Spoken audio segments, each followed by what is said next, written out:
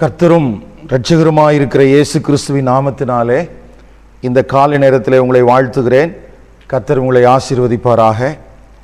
இந்த நாளிலே சங்கீதம் 105 நாம் கர்த்தருடைய வார்த்தைகளை தியானிக்க பரிசுத்த ஆவியானவர் நம்மை பலப்படுத்துவாராக. இந்த சங்கீதத்திற்கு நாம் அநேக விதத்திலே தலைப்புகளை கொடுக்க முடியும். ஏனென்றால் ஆதியாகமம் 12ஆம் அதிகாரத்திலிருந்து யோசுவா புஸ்தகத்தினுடைய துவக்க பகுதி வரைக்கும் இங்கே இஸ்ரவேலரின் அங்கே சரித்திரத்தை குறித்து எழுதப்பட்டிருக்கிறதுனாலே அந்த சரித்திரத்தின் அடிப்படையிலே நாம் அநேக பெயர்களை நாம் வைப்பதற்கு வாய்ப்பு இருக்கிறது. ஆனாலும் இந்த கர்த்தருடைய வார்த்தைகளை தியானித்து கொண்டிருந்த போது என்னுடைய உள்ளத்திலே உணர்த்தப்பட்ட ஒரு காரியத்தின் அடிப்படையிலேயே தேவனை தேடினதினால் துக்கமா என்கிற தலைப்பிலேயே இன்றைக்கு நாம் கர்த்தருடைய வார்த்தைகளை தியானிக்க போகிறோம். இந்த சங்கீதத்தை நாம் தியானிப்பதற்கு முன்பதாக இந்த சங்கீதத்திற்கு பின்பதாக இருக்கிற சரித்திர நிகழ்வுகளை நாம் அறிந்தால் இன்னமும் தெளிவாக இந்த வேத பகுதியை நாம் புரிந்து கொள்வதற்கு ஏதுவாக இருக்கும்.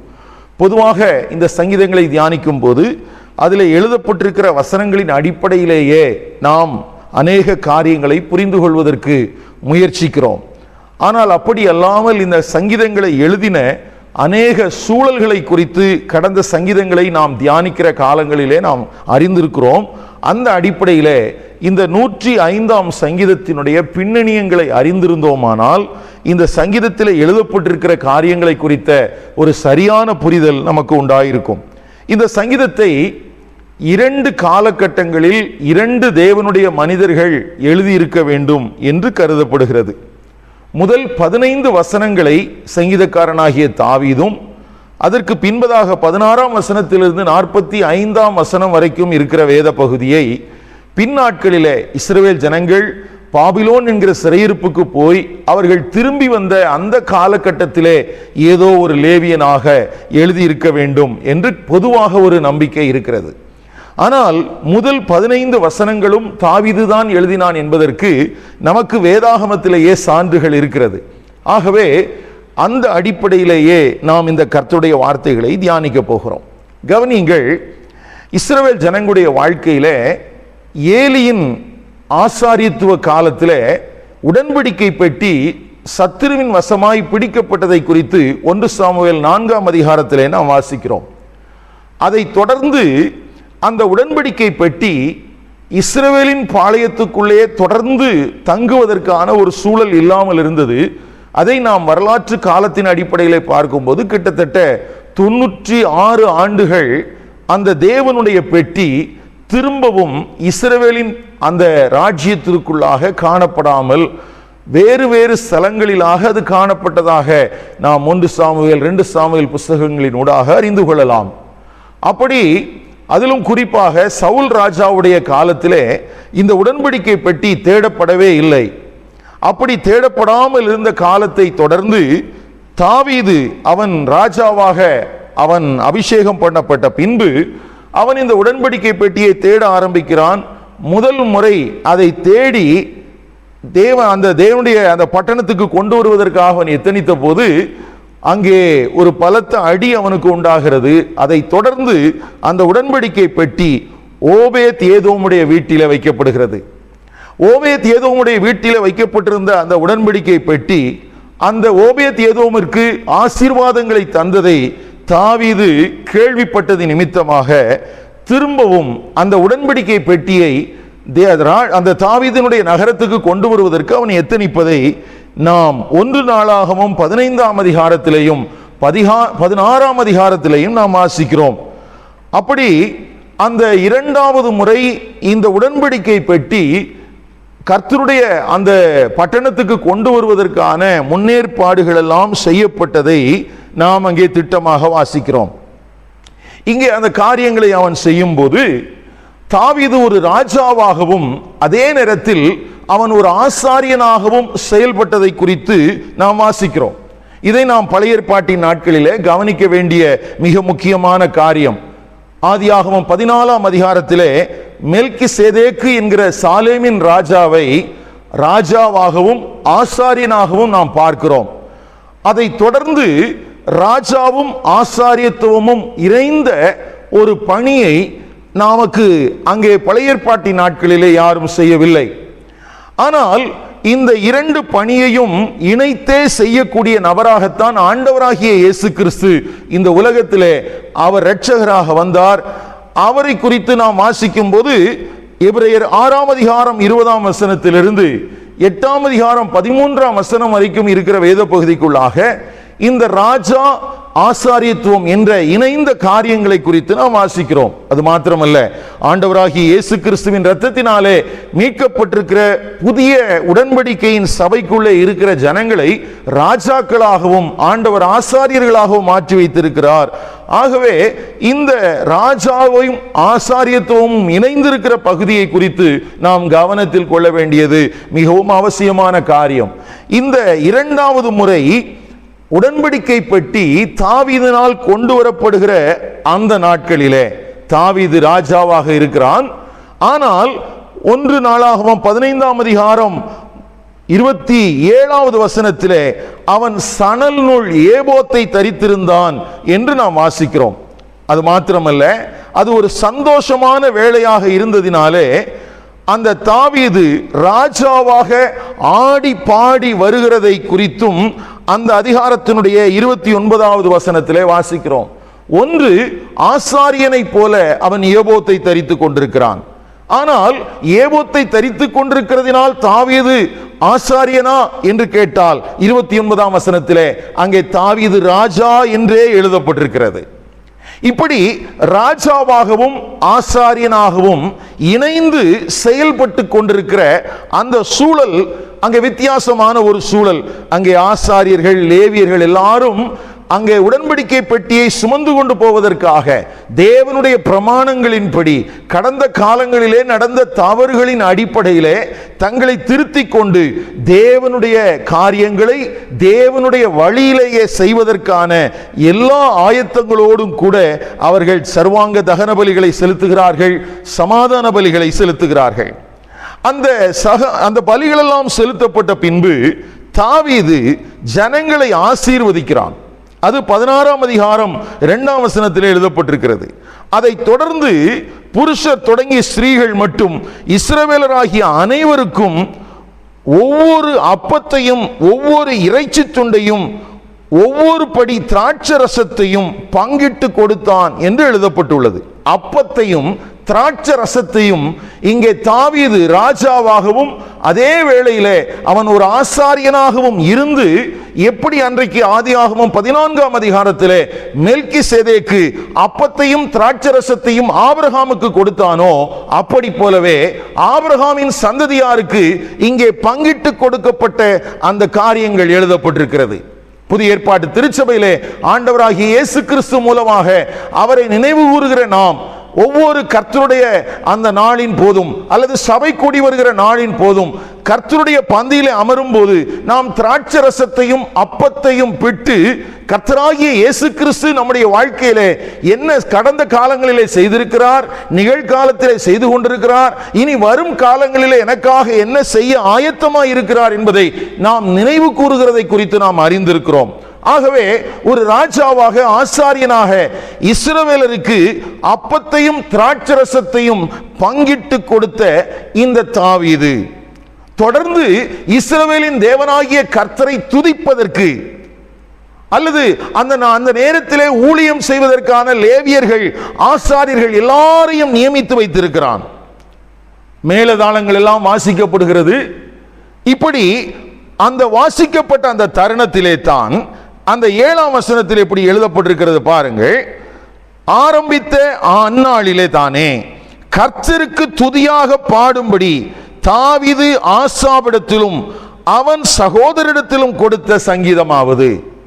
அப்போ இரண்டாவது முறை தேவனுடைய பெட்டியை அவன் தங்களுடைய பாளையத்துக்கு கொண்டு வருவதற்காக, ஒரு நிலையான ஒரு கூடாரத்துக்கு கொண்டு வருவதற்காக அவன் எடுத்த முயற்சியின் போது, இந்த முயற்சி மிகவும் முக்கியமானது. ஏனென்றால் முதல் முறை அவன் முயற்சி செய்த போது தோற்று போனான், துக்கத்தோட வருகிறான்.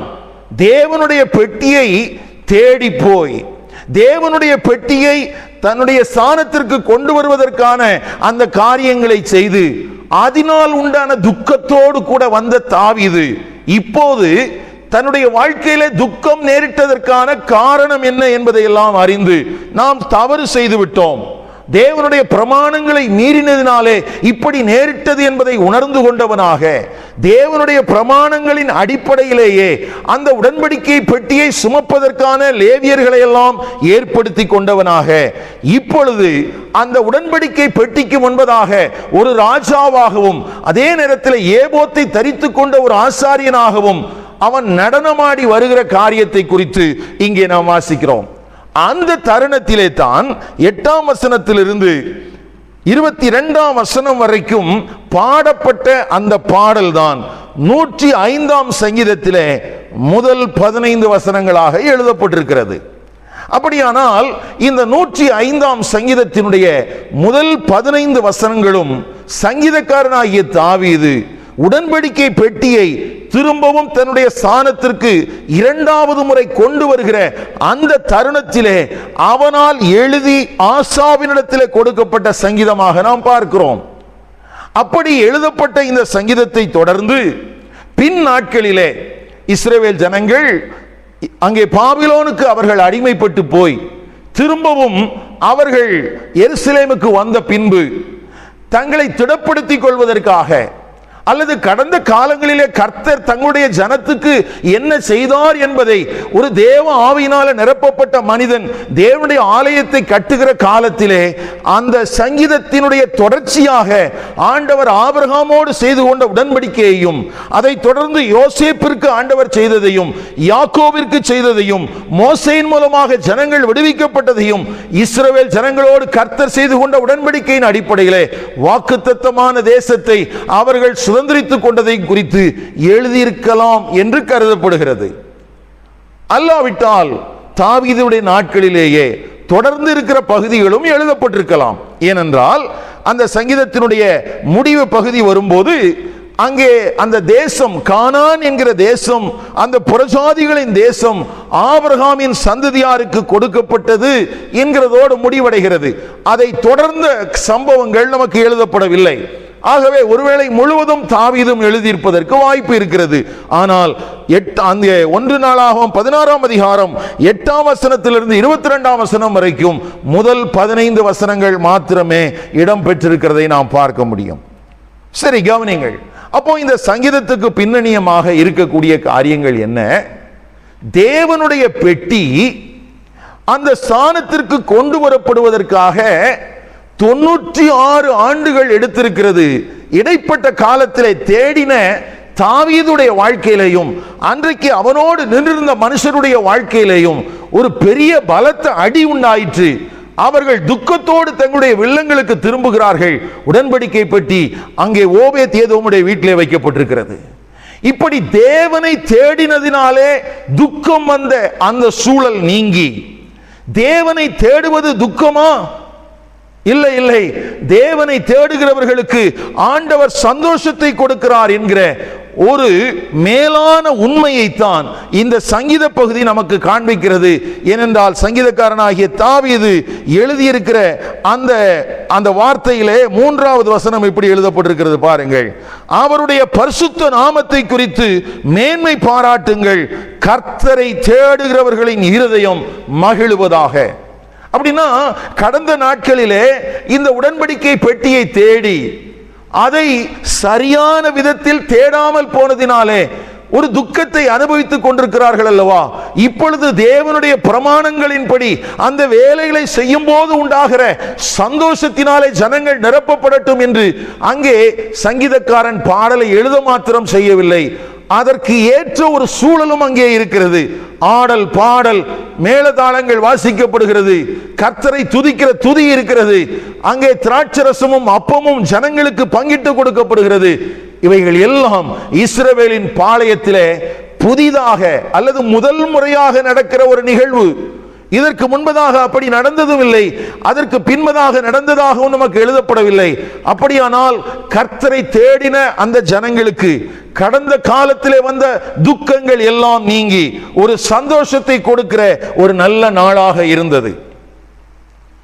இந்த வார்த்தைகளை கேட்கிற இந்த நேரத்தில் தேவனுடைய சபைக்குள்ள இருக்கிற நம்முடைய வாழ்க்கையிலையும் அநேக காரியங்களை, தேவனுடைய காரியங்களை தொலைத்து போட்டிருக்கிறோம்.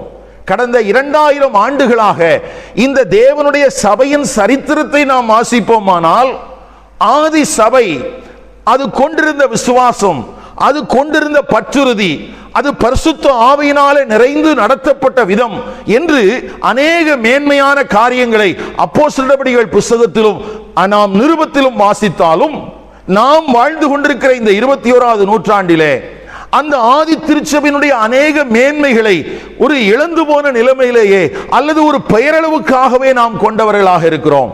ஒருவேளை நாம் அந்த ஆதி திருச்சபையினுடைய அந்த மகிமை நிறைந்த ஸ்தானத்திற்கு திரும்ப வேண்டும் என்கிற வாஞ்சை நம்மில் அநேகருக்கு காணப்பட்டாலும், ஒவ்வொரு காலகட்டத்திலேயும் ஆண்டவர் அதற்கான அநேக காரியங்களை ஆண்டவர் திரும்பவும் திரும்பவும் செய்து வந்தாலும், அநேக நேரங்களிலே இப்படி மீட்டு திருப்பப்படுகிற காலங்களில் ஒரு பெரிய சந்தோஷம் நிகழ்ந்ததாக நாம் வேதத்திலே பார்க்க முடியாது. ஒருவேளை நாம் எல்லாரும் அறிந்திருக்கிறபடி 1517 வருடத்திலே ஒரு ரிஃபார்மேஷன் நடந்ததே. அந்த ரிஃபார்மேஷன் என்ன? தொலைத்து போட்ட காரியங்களில் இருந்து திரும்பவும் சரியான பாதைக்கு சபை திரும்புவதற்காக தேவன் பயன்படுத்தின அருமையான ஒரு கர்த்தருடைய பாத்திரம் மார்ட்டின் லூத்தர். ஆனால் அப்படி மார்ட்டின் லூத்தர் வெளியே செயல்படுவதற்கு முன்பதாக ஜான் ஹஸ் போன்ற பரிசுத்தவான்களை தேசத்தில் எழுப்பி திரும்பவும் தேவனுடைய ராஜ்யத்தின் காரியங்களுக்கு நேராக திருப்பப்படுகிற அந்த காரியங்களை எல்லாம் அவர்கள் செய்தார்கள். இப்படி சரித்திரம் முழுவதுமாக தேவனுடைய சபை தன்னுடைய ஆதி ஸ்தானத்திற்கு திரும்புவதற்கு ஆண்டவர் பல மனிதர்களை பயன்படுத்தி இருக்கிறார். சில நேரங்களில் அது தேடப்படாமலேயே இருந்திருக்கிறது. சில தருணங்களிலேயே அது கர்த்தருடைய சமூகத்தில் கர்த்தருடைய பரிசுத்தவான்களின் நிமித்தமாக திரும்பவும் ஆதி நிலை ஏகுவதற்கு அதற்கான முயற்சிகள் செய்யப்பட்டிருக்கிறது. ஆனால் அங்கெல்லாம் பெரிய சந்தோஷம் நிகழ்ந்ததாக நாம் பார்க்க முடியாது. அங்கே சரித்திரத்தின் நிகழ்வுகளை பார்க்கும்போது அப்படி யாரெல்லாம் முயற்சி செய்தார்களோ அவர்களுடைய வாழ்க்கை மிகவும் துக்கத்தை சந்தித்தது. இப்படிப்பட்ட சூழலிலே தான் இன்றைக்கு நீங்களும் நானும் வாழ்ந்து கொண்டிருக்கிறோம். இப்பொழுது நம்முடைய வாழ்க்கையிலேயும் நாம் வேத வசனங்களை வாசிக்கும் போது நாம் திரும்பவும் தேவனுடைய சபை தேவனுடைய மகிமைக்கு நேராக கொண்டு வரப்பட வேண்டுமே என்கிற காரியங்களை எத்தனிக்கும் போது, அதை செயல்படுத்துவதற்கு துணியும் போது சில நேரங்களில் நாம் துக்கமடைய வேண்டியது இருக்கிறது. அதற்கான காரணம் என்ன என்றால், இங்கே தாவீதினுடைய வாழ்க்கையின் மூலமாக அல்லது இந்த உடன்படிக்கை பெட்டியின் அந்த காரியத்தின் மூலமாக இந்த புதிய ஏற்பாட்டு திருச்சபைக்கு ஆண்டவர் கற்றுக் கொடுக்கிற பாடம் என்னவென்றால், ஒருவேளை யாரும் தேடாமல் இருந்த ஒரு உடன்படிக்கை பெட்டியை தாவீது தேடினது நல்லதுதான், உண்மைதான். ஆனால் அது தேவனுடைய வழிகளில் தேடப்பட்டதா என்றால் அங்கேதான் மிகப்பெரிய கேள்வி இருக்கிறது. இன்றைக்கும் சபையின் மீட்டு திருப்புதலை குறித்து அநேகர் பேசுகிறார்கள், அதற்காக வாஞ்சிக்கிறார்கள். ஆனால் அப்படி தேடப்படுகிற வாஞ்சிக்கப்படுகிற அநேக காரியங்களில் தேவனுடைய பிரமாணங்கள் மறக்கப்பட்டு விடுகிறது. தேவனுடைய பிரமாணங்கள் மறக்கப்படுகிறதினாலே தேவனை தேடியும் ஒரு பெரிய துக்கத்துக்குள்ளாகிறார்கள். எனக்கு அருமையான கர்த்தருடைய பரிசுத்தவான்களே, தாவீதை போல ஆண்டவரே தேவனை தேடினதினால் எங்களுக்கு உண்டாயிருக்கிற இந்த துக்கம் என்ன? இந்த துக்கம் நீங்குவதற்கு நாங்கள் என்ன செய்யட்டும்? எங்கள் வாழ்விலே தவறுகள் என்ன என்பதை தேவனுடைய வார்த்தையின் வெளிச்சத்திலே பரிசுத்த ஆவியானுடைய துணையோடு ஆராய்ந்து பார்த்தால் எந்தெந்த இடங்களிலே தேவனுடைய பிரமாணங்கள் மீறப்பட்டிருக்கிறது என்கிற காரியங்களை பரிசுத்த ஆவியானவர் நமக்கு சுட்டி காட்டுவார். அந்த பரிசுத்த ஆவியானவர் சுட்டி காட்டுகிற பாதையெல்லாம் நாம் சரிப்படுத்திக் கொள்ளும் போது திரும்பவும் தேவனுடைய பெட்டி ஆசாரியருடைய அந்த அவர்களுடைய தோள்களிலே சுமக்கப்படும் போது திரும்பவும் அந்த கர்த்தருடைய அந்த தேவனுடைய பெட்டி மகிமை பொருந்தினதாக அது எருசலேமுக்குள்ளே வரும் என்பதிலே எந்த விதமான மாற்று கருத்தும் இல்லை.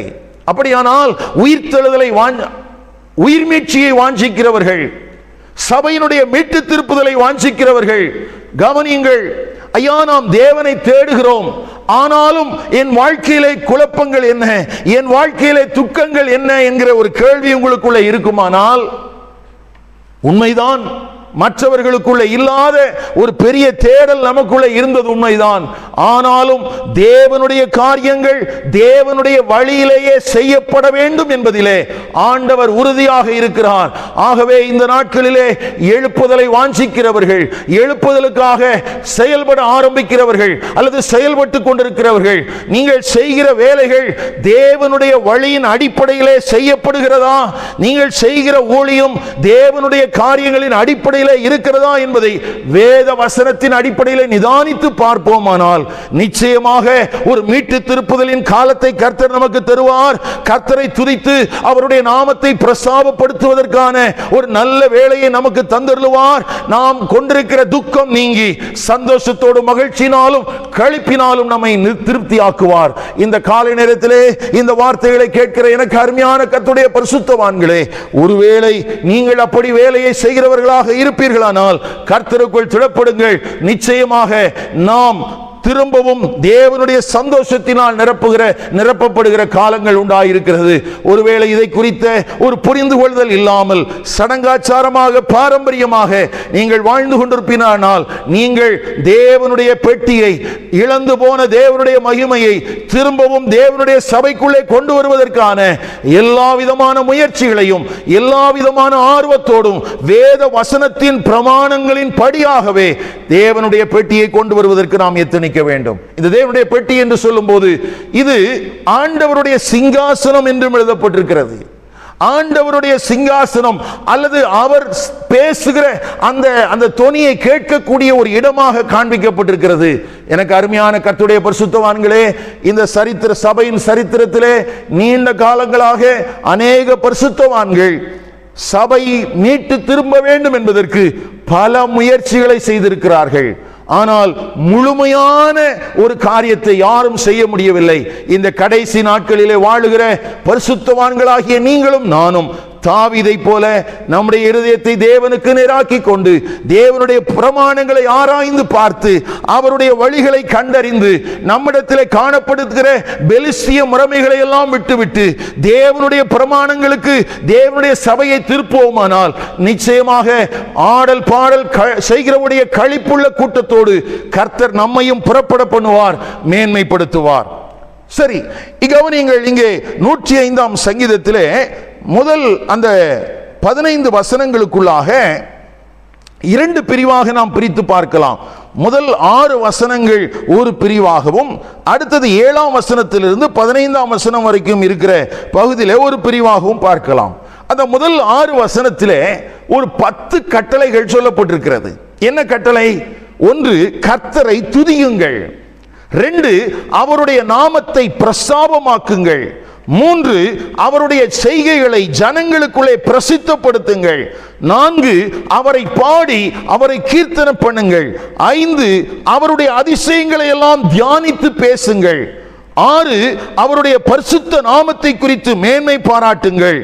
7, கர்த்தரை தேடுகிறவர்களின் இருதயம் மகிழுவதாக அல்லது கர்த்தரை தேடுங்கள். அடுத்தது 8வது, கர்த்தரையும் அவருடைய வல்லமையையும் நாடுங்கள். 9, அவர் சமூகத்தை நித்தமும் தேடுங்கள். இப்படி எழுதிவிட்டு அங்க அட்ரஸ் பண்ணப்பட்டிருக்கிறது.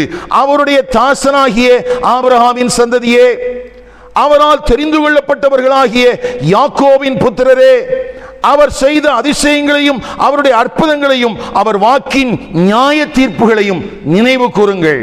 இங்கே சங்கீதக்காரனாகிய தாவீது இந்த உடன்படிக்கை பெட்டியை அவன் கொண்டு வருகிற அந்த 2வது தருணத்திலே அவன் ஜனங்களுக்கு சொல்லுகிற காரியங்கள் என்ன?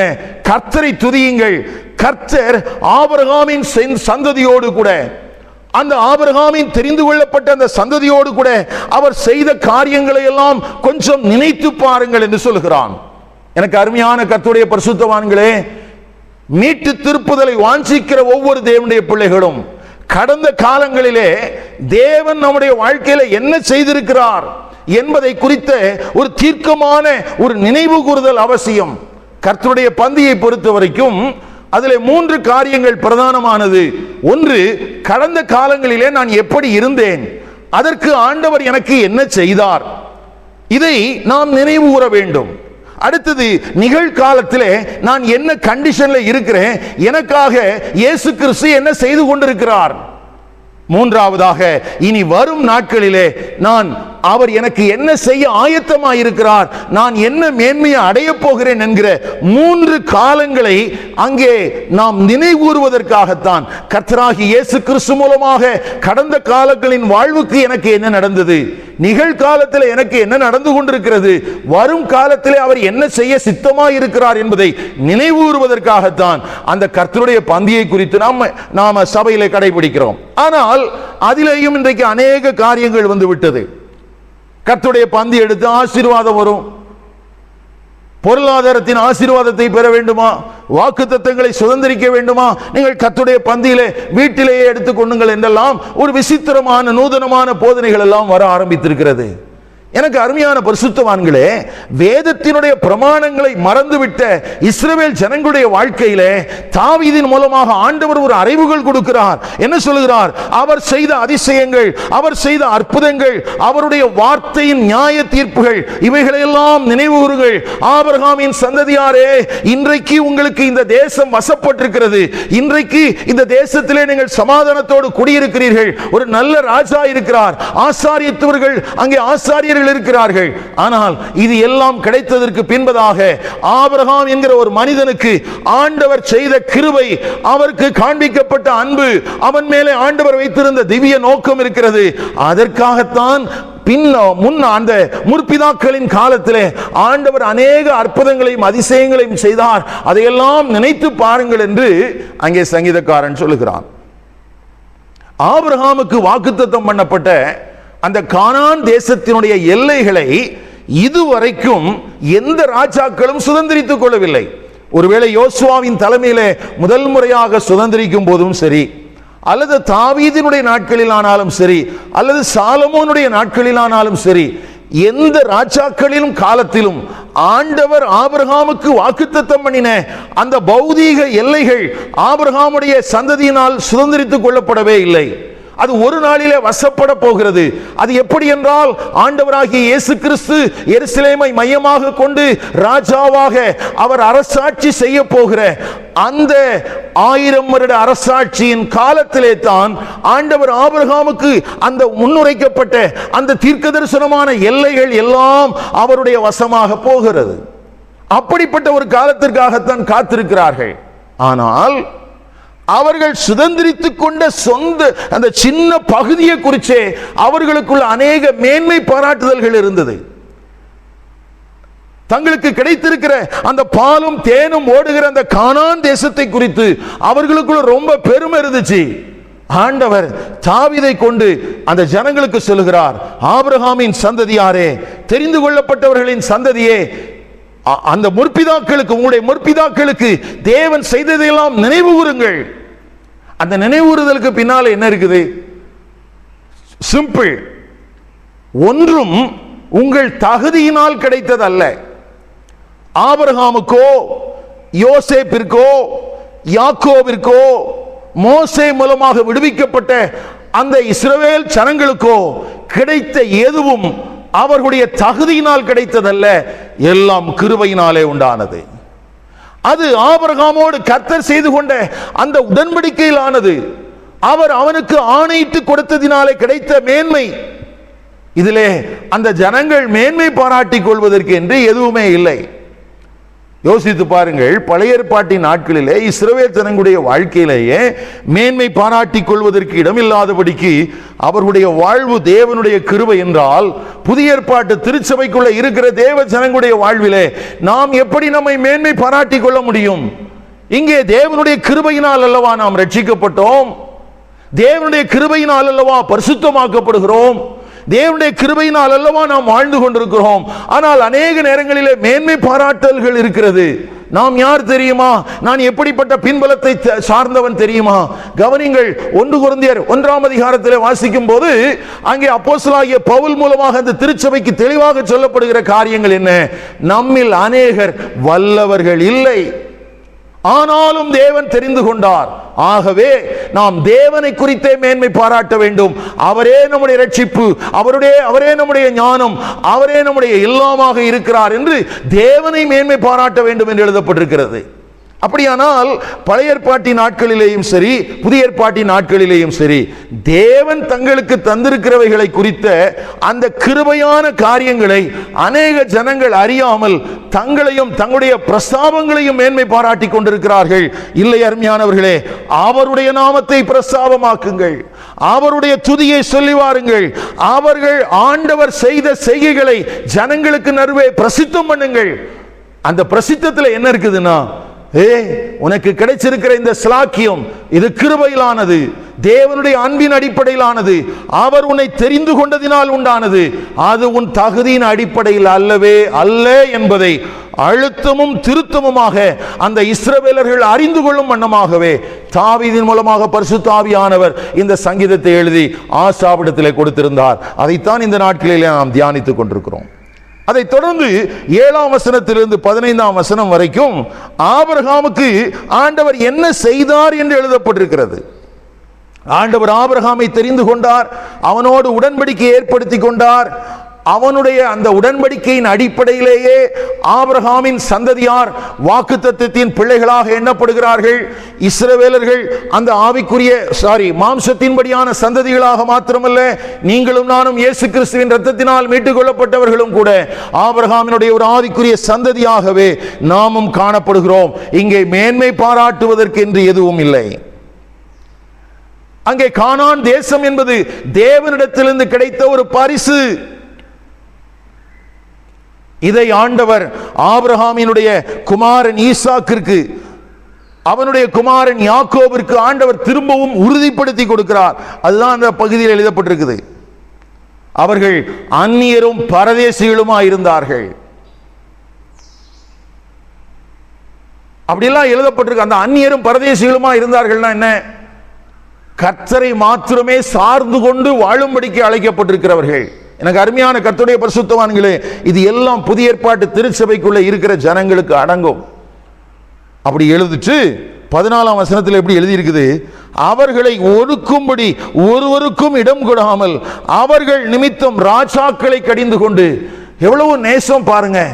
தேவனால் தெரிந்து கொள்ளப்பட்டவர்களுக்கு விரோதமாக ராஜாக்கள், பூமியின் ராஜாக்கள் எழும்பாதபடிக்கு ஒருவருக்கும் அவர் இடம் கொடுக்கவில்லையாம்.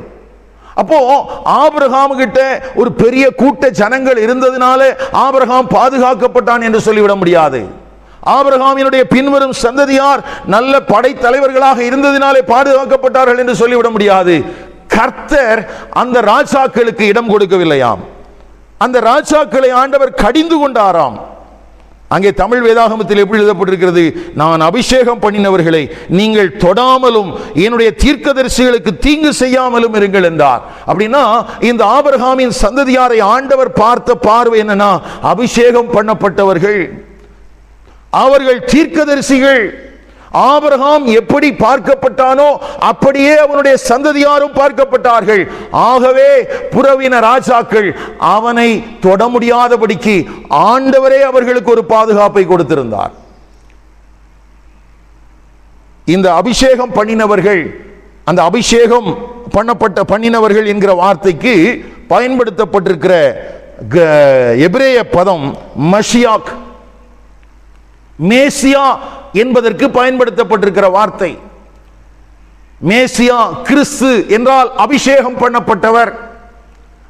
அப்போ ஆபிரகாமினுடைய சந்ததியில் வருகிற ஆண்டவராகிய கிறிஸ்துவை குறித்து இங்கே சொல்லப்பட்டிருக்கிற பகுதியிலே அவர் நிமித்தமாக எல்லாரும் அபிஷேகம் பண்ணப்பட்டவர்கள். ஐயா, கிறிஸ்து மாத்திரமல்ல, கிறிஸ்து வருகிற அந்த சந்ததி முழுவதுமே ஒரே பார்வையோடு தான் ஆண்டவரால் பார்க்கப்பட்டது. எவ்வளவு கிருபையான ஸ்லாக்கியம் பாருங்கள்! இது எல்லாம் தகுதியின் அடிப்படையில் வந்ததல்ல. அப்போ தாவீது இதை புரிந்து கொண்டிருந்தான். முதல் முறை தவறு நடந்து விட்டது, இரண்டாவது முறை தேவனுடைய வேலையை தேவனுடைய வழியிலேயே அவன் செய்து கொண்டிருக்கிறான்.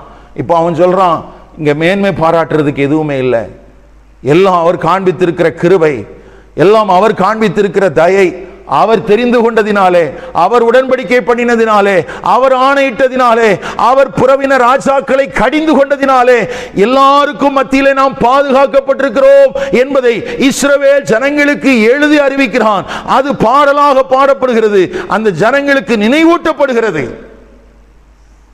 தேவனுடைய சபையிலேயும் இப்படிப்பட்ட காரியங்கள் நினைப்பூட்டப்பட வேண்டியது அவசியம். இன்றைக்கு நாம் பெற்றிருக்கிற ரட்சிப்பு என்பது கிரியையினாலே உண்டானதல்ல, ஒரு பக்தியுள்ள குடும்பத்திலே பிறந்ததினால் அல்ல, அல்லது பக்திக்கெடுத்த ஆசாரங்களிலே நம்முடைய பின்னணியங்கள் இருந்ததினாலே கர்த்தரனை தெரிந்து கொள்ளவில்லை. மாறாக தேவனுடைய அன்பு, தேவனுடைய கிருபை அல்லாமல் வேறே நாம் மேன்மை பாராட்டுவதற்கு ஒன்றுமில்லை. அருமையானவர்களே, அப்படின்னா அவ்வளவு கிருபையான தெரிந்து கொள்ளுதலை உடைய நாம் எவ்வளவு பாதுகாப்பாக வைக்கப்பட்டிருக்கிறோம் என்பதை எல்லாம் உணர்ந்து தேவனை புகழ்ந்து அவருடைய நாமத்தை பிரஸ்தாபப்படுத்தி அவரை உயர்த்தி கொண்டே அல்லவா இருக்க வேண்டும். இங்கே நம்மை குறித்து மேன்மை பாராட்டுவதற்கு என்ன இருக்கிறது? கர்த்தர் நமக்கு சில மேன்மையான காரியங்களை தந்திருக்கிறாரா? கர்த்தருக்கு ஸ்தோத்திரம். கர்த்தர் நல்ல படிப்பை தந்திருக்கிறாரா? நம்முடைய சந்ததிகள் ஆசீர்வதிக்கப்பட்டிருக்கிறார்களா? ஊழியம் ஆசீர்வதிக்கப்பட்டிருக்கிறதா? கர்த்தருக்கு ஸ்தோத்திரம். அதிலே மேன்மை பாராட்டல் எங்கே? மேன்மை பாராட்டல் எங்கே? அப்போ இஸ்ரவேல் ஜனங்களுக்கு அது நினைப்பூட்டப்படுகிறது. அதை தொடர்ந்து 16ஆம் வசனத்திலிருந்து 22ஆம் வசனம் வரைக்கும் ஆண்டவர் யோசேப்புடைய வாழ்க்கையில் என்ன செய்தார் என்று எழுதப்பட்டிருக்கிறது. 23ஆம் வசனத்திலிருந்து 25ஆம் வசனம் வரைக்கும் யாக்கோபு எகிப்துக்கு போனதை குறித்து எழுதப்பட்டிருக்கிறது. 26லிருந்து 36 வரைக்கும் மோசே இஸ்ரவேல் ஜனங்களை விடுவித்துக் கொண்டு வந்ததையும் அந்த நாட்களில் ஆண்டவர் அவர்களுக்கு செய்ததையும் குறித்து வாசிக்கிறோம். கடைசி பகுதியாக எகிப்திலிருந்து விடுவிக்கப்பட்ட இஸ்ரவேலர்கள் வனாந்திரத்தின் வழியாக கானான் என்கிற அந்த வாக்குத்தத்தம் பண்ணப்பட்ட தேசத்திற்கு கொண்டு வரப்பட்டதை 45வது வசனம் வரைக்கும் அங்கே வாசிக்கிறோம். இப்ப கடைசியாக முத்தாய்ப்பாக 44ஆம் வசனம் இப்படி எழுதப்பட்டிருக்கிறது.